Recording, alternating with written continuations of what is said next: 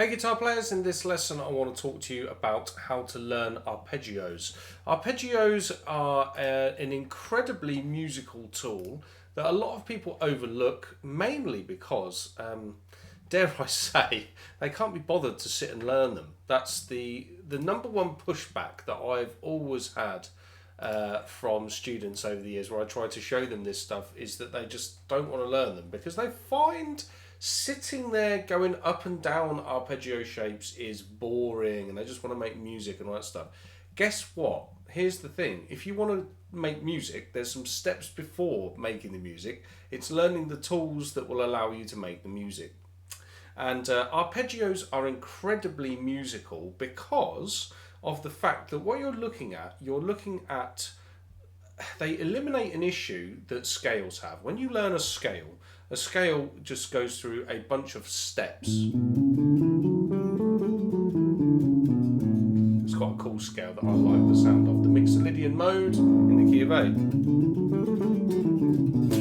If I play the associated arpeggio that goes with that mode, a dominant 7 arpeggio, basically because we've got stacked thirds,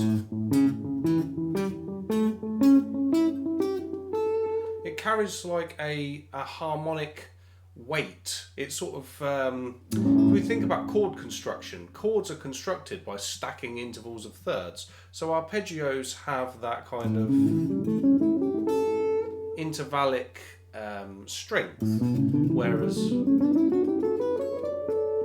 scales are very steppy, and that's something that a lot of people moan about listening to when they're playing the guitar. I don't want to sound like I'm playing up and down scales. Actually, like, you can train your mind to absolutely like the sound of scales. I love playing up and down scales.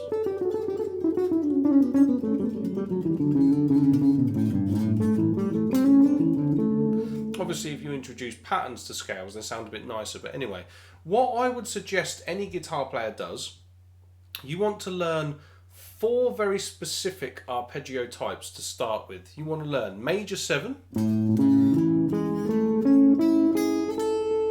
You want to learn dominant 7. You want to learn minor 7. And you want to learn minor 7 flat 5.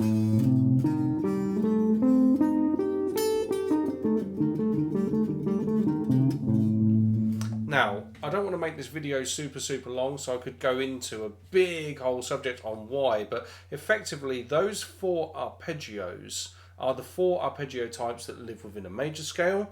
Also, if you alter some of those, so for example, if you take your major 7 and sharpen the 5th, which is over here,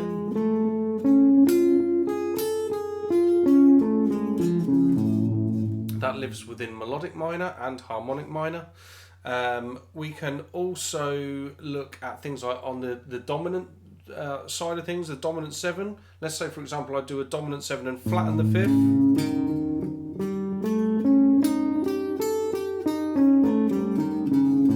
That's a very common altered dominant, which helps if you want to play jazzy, harmony and that sort of stuff. So if you've got those 4 basic ones down, you can alter those 4 basic ones to get all of the other sounds pretty much that are out there that you would want to hear.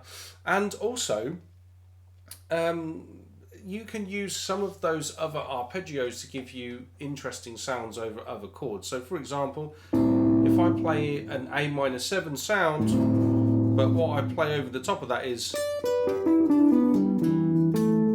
an E minor 7, that sounds really cool, and I go through all of this stuff about how all of that works on my online learning platform, Cutting Edge Guitar. So if you want to see all of the shapes, if you want to get play-alongs, you want to do all of that stuff to really help you learn these arpeggios, all of that stuff is there.